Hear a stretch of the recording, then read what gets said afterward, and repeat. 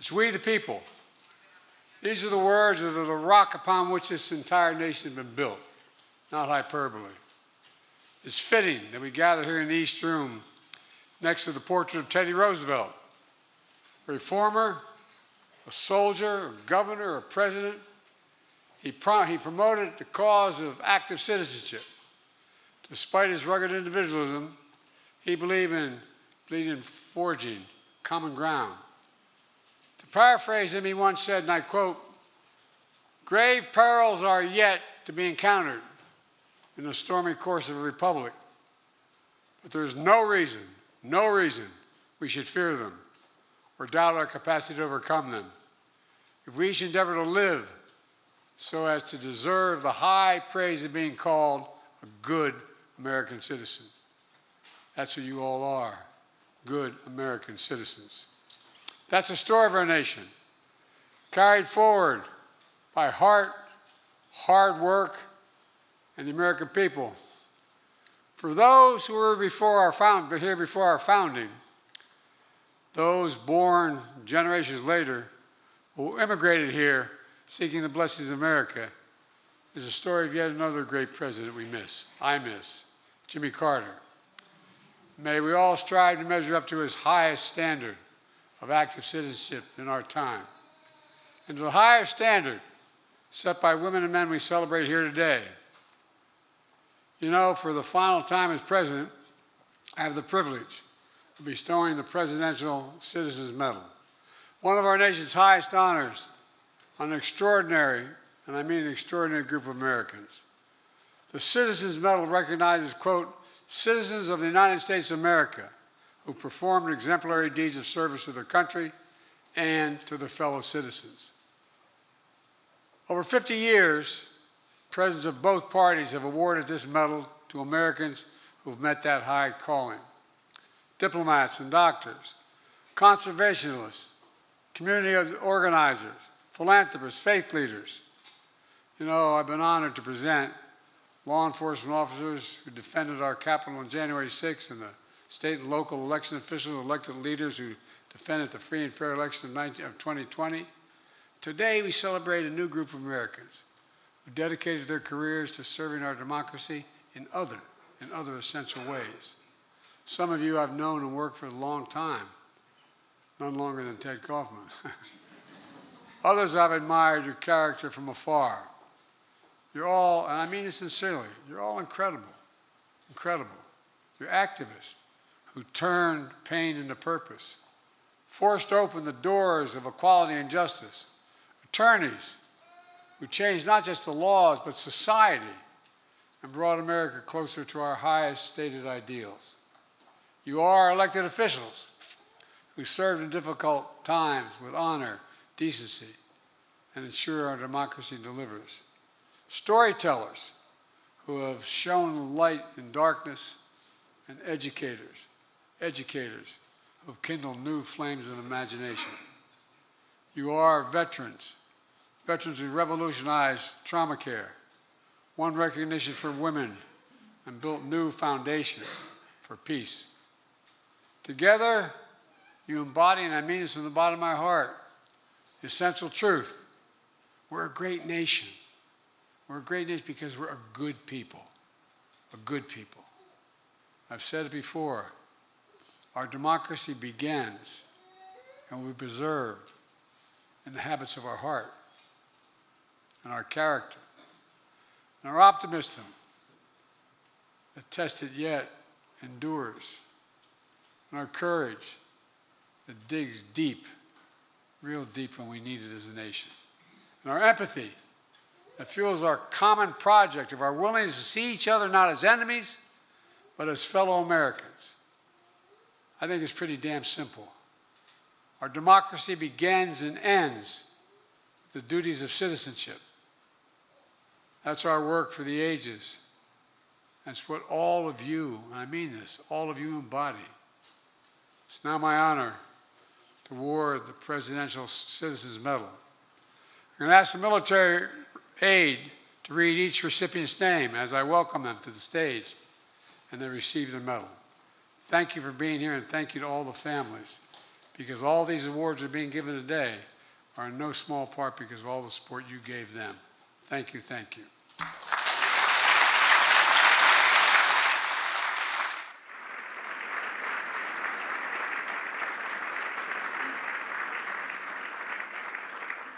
The Presidential Citizens Medal recipients: Mary L. Bonato, for securing the right of every American to marry whom they love.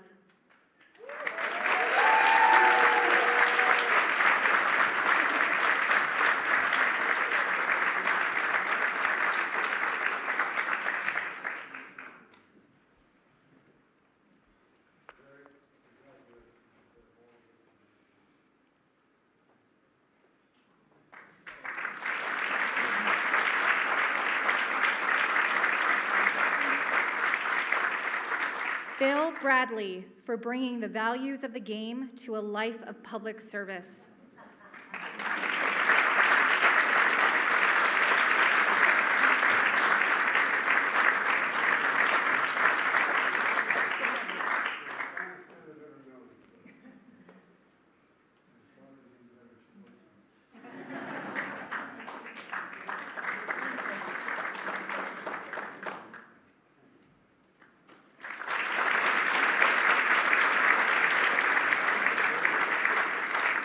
Frank K. Butler, Jr., for transforming battlefield trauma care for the U.S. military and saving countless lives around the world.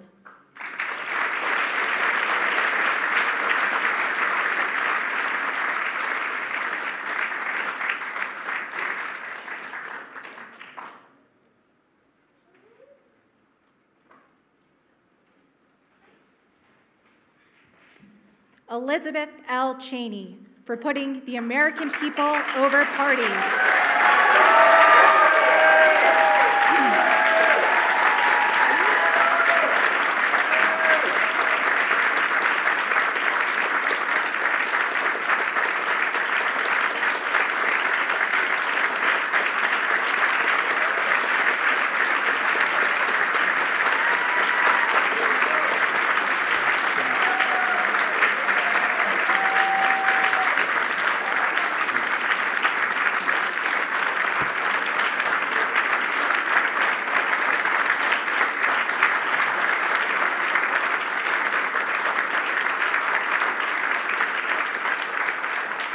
Christopher J. Dodd, for carrying the torch of public service.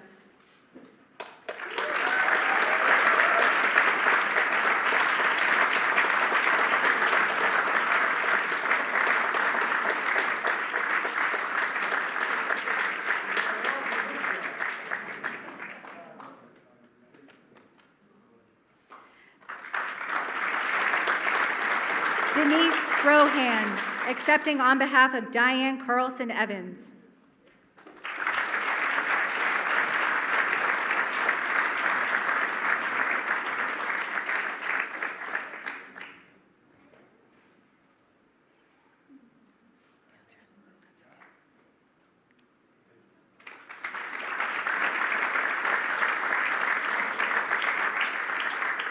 Gracie Galloway, accepting on behalf of Joseph L. Galloway, for his patriotism and service as a renowned war correspondent, author, and truth teller.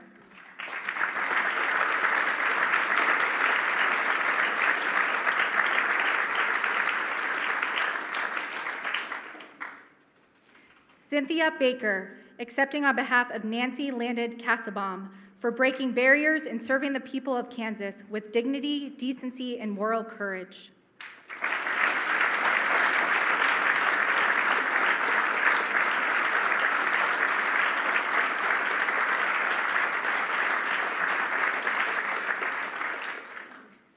Ted Kaufman, for ensuring public trust in public service.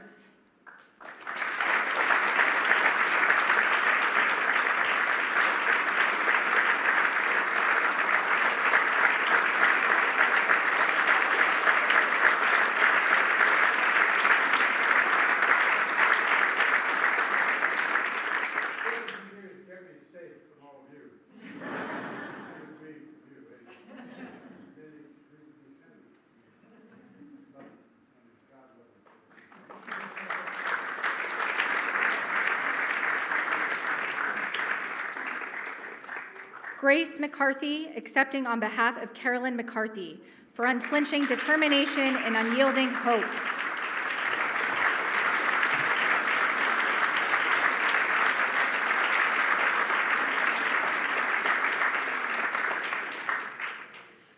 Rupa Redding Lallinger, accepting on behalf of Louis Lorenzo Redding for the pursuit of equal justice under the law.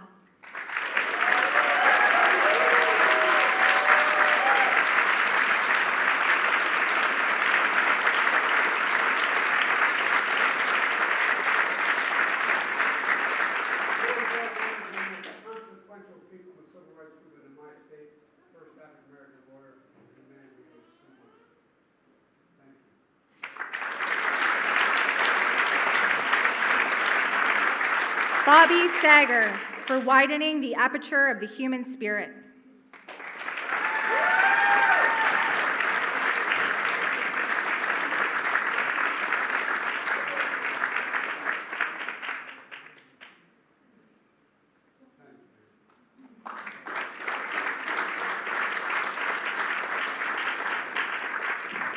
Collins J. Seitz, accepting on behalf of Collins J. Seitz, for groundbreaking decision that integrated our nation.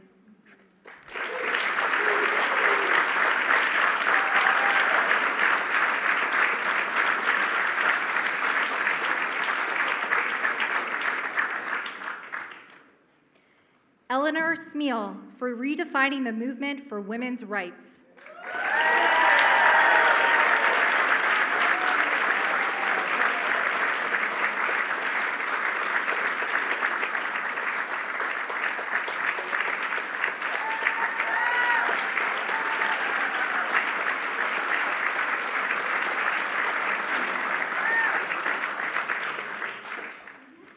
Benny G. Thompson, for his lifelong dedication to safeguarding our Constitution.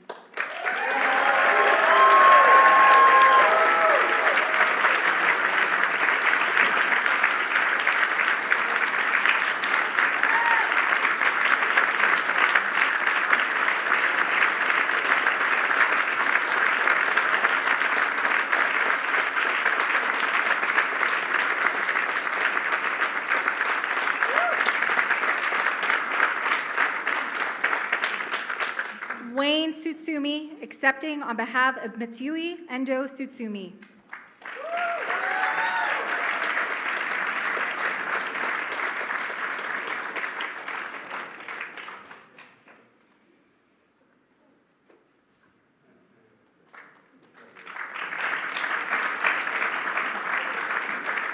Thomas J. Vallely, for inspirational service and statesmanship.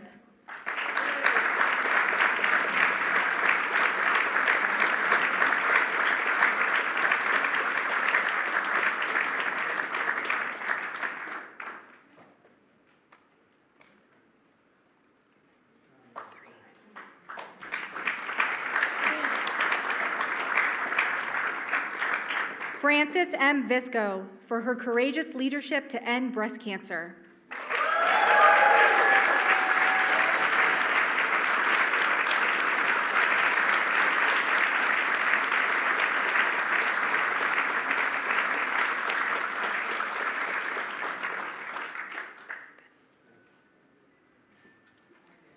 Paula S. Wallace, for establishing the esteemed Savannah College of Art and Design and guiding thousands of students into creative industries.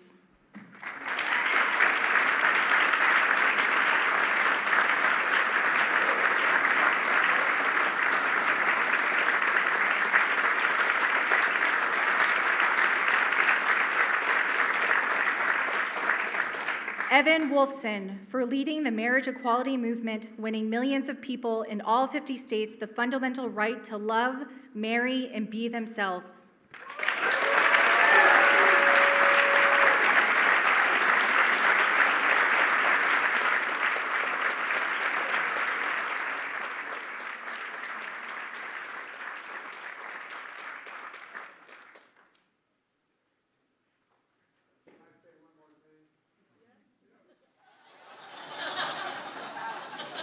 We got a lot of very important senators in this room and friends of mine, including that guy right there. Stand up.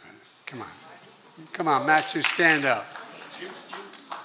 I'm not, you stand up, man.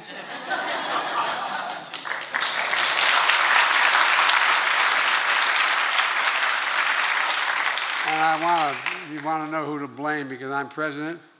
Jim, stand up. South Carolina.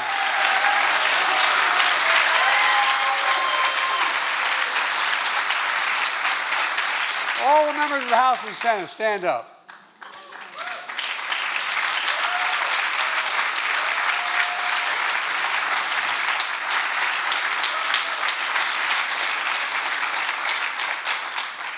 And the guy who should be standing here, should have been standing here, who is not only as a brave heart, but physically one of the bravest people I've ever known in my life, John Kerry. John, stand.